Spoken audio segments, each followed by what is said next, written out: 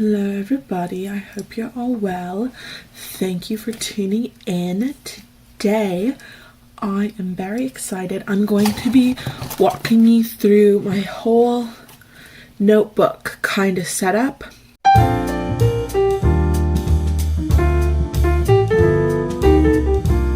very much an analog type person. These notebooks are all currently in use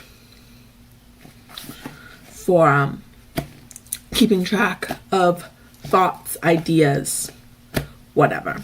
So if I don't have any of those on me, I will use the Notes app on my phone, which is not very exciting.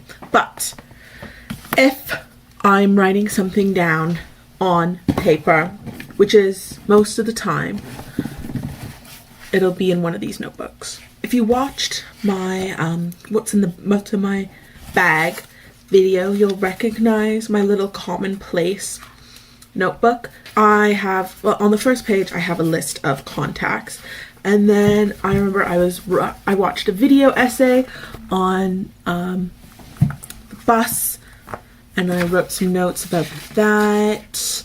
I've written down like quotes from like stuff I've read when I've been out and about. This is just my like for thoughts when I'm on the go, when I don't have one of my other journals, or when I just have an idea and I want to write it down when I'm walking around. So this is always in my purse. Okay, next, this is actually a new addition, and technically this isn't being used yet because it doesn't start until August. I bought myself a planner for the new school year. I went to Indigo and I bought this planner. I'm keeping a pen on it right now. I don't know if I'm going to keep this pen on it, but this is what the planner looks like. It says I'm making it up as I go. I kind of wish that I'd gotten one that had a spiral spine instead of this, because it's a little hard to keep open. Like, it's so cute. I haven't even put my name in it yet. But like, it's got a page for like lunar phases and stuff like that. It just was really kind of fun and quirky, and I quite liked it, and so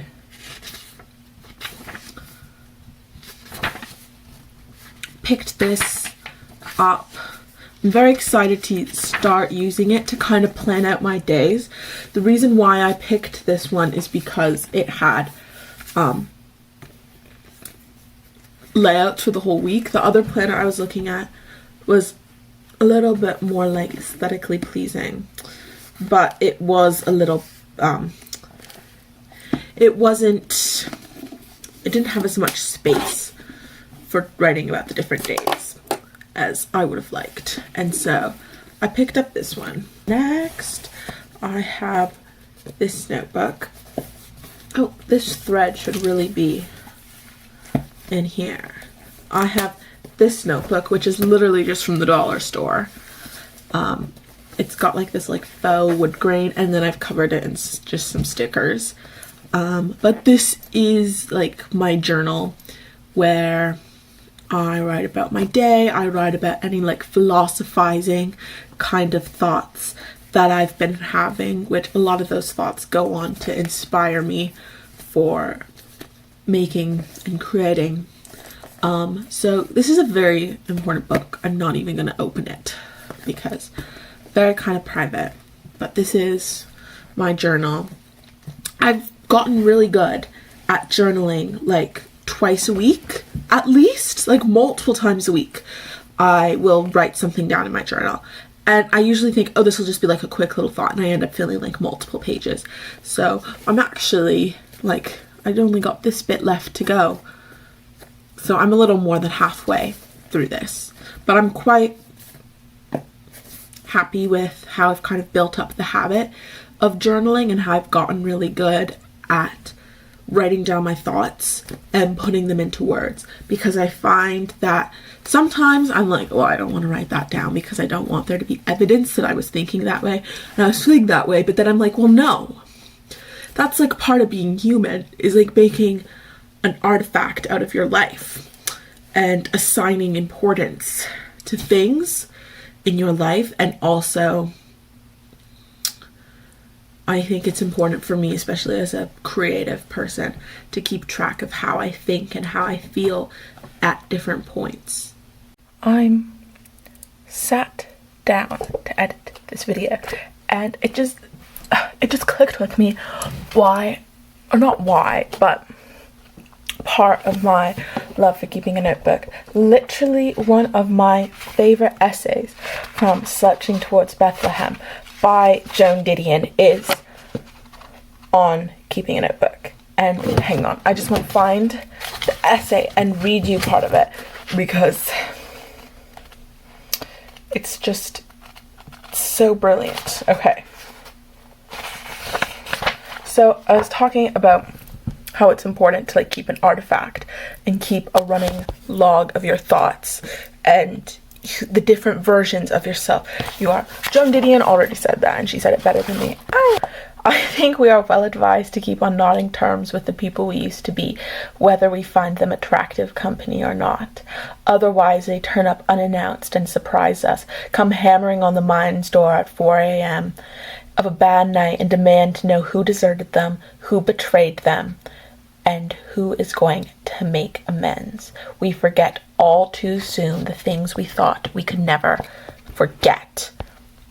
We forget the loves and the betrayals alike, forget what we whispered and what we screamed, forget who we were. I would highly recommend the essay on keeping a notebook. Just if you want to get into journaling, I think it's important to understand why you're doing it, and I think Joan Didion gives an excellent why in this essay. Next, we're getting into my reading notebooks. So I have two. So this one is just for novels and stuff that I'm reading. I just write notes as I go along, kind of keep track of what's going on, what I've read so far, and then also my thoughts once I've finished reading a book. This is just a little notebook. I've actually used up quite a bit of this one.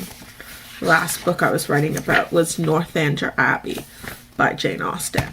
But then I have another notebook. I got these in a 3-pack. So there's another one for when one of these is full. This blue one is for when I'm reading a piece of classical literature. As you can see, I had to use this for an assignment, and so it's a little bit used up.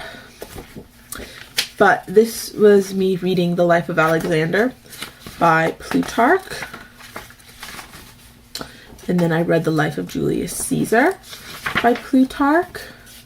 Lots of thoughts. And then I read The Odyssey this summer. And I was writing down what I was thinking, how I was feeling. Every book. So I wrote many pages of notes on The Odyssey. And so I kind of wanted to keep it separate, just because classical literature I keep in a separate spot on my bookcase. And then I keep this notebook just with the books, where this is on my nightstand for when I'm reading. I can just jot down a note. So that usually goes here. And then finally, this is my bullet/list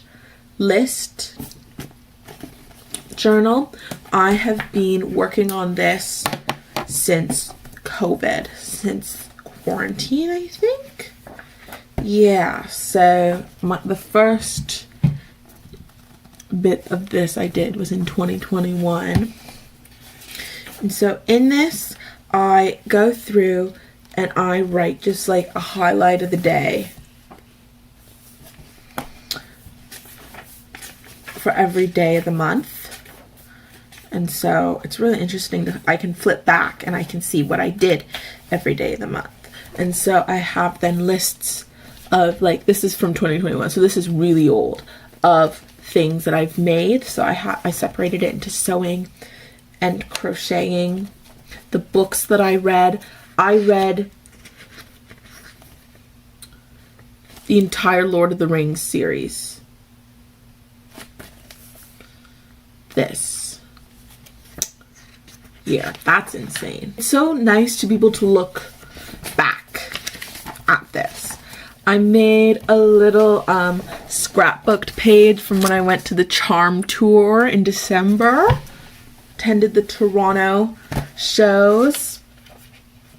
For this past year, for 2025, I made like a mood board or like a vision board of the things I wanted to do. So break my phone addiction. I think I've been doing a pretty good job of staying off of my phone. Cook more for my friends and family. I've been doing a bit more of that. Eating outside. I've been eating outside now that it's summer. Keep posting on my Substack. We've got Carrie Bradshaw here. Travel. I went to Europe. Go out on the town more. I'm going out with my friends tonight. It's July, so I'm filling out this page now every day, writing about how I'm feeling. I've also been keeping track of the books I'm reading, but I didn't leave myself enough space. So now I'm running out of space, because I read more books than I thought I would. I've also been keeping track of the movies I watched. And now the last thing I wanted to show you that I actually just started this summer to kind of keep track of is this notebook that I bought. I love the way it's bound, but that's not the point of it. This is going to be my travel journal. And so I have been slowly working my way through photos and stuff that I took in Europe and adding in bits of my journaling just to like here's a page that I did for the Van Gogh Museum, just to combine scrapbooking and journaling into one practice.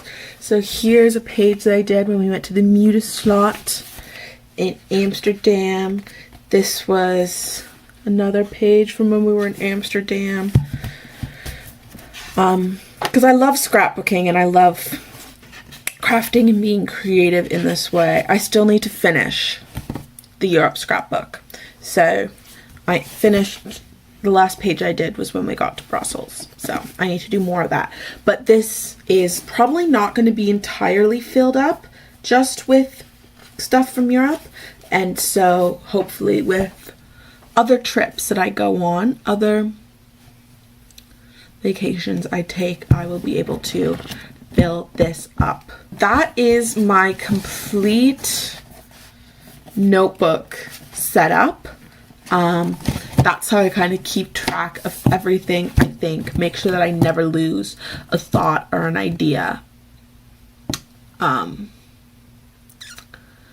Because, you know, it's important, I think, as a creative person to kind of keep track of your creative process and see how you grow.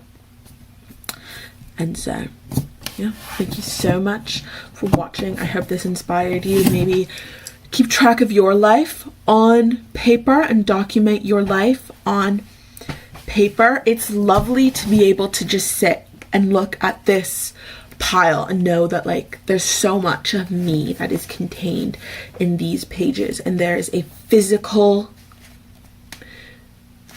going to be a physical mark left by my existence because I have kept track of the things I think and the things I feel. I don't want to be a mystery. I want to be able to be read and understood. And so I think writing on paper is a great way to kind of begin that process. So thank you so much for watching, and I will see you next week, next Friday, for another video. Bye bye.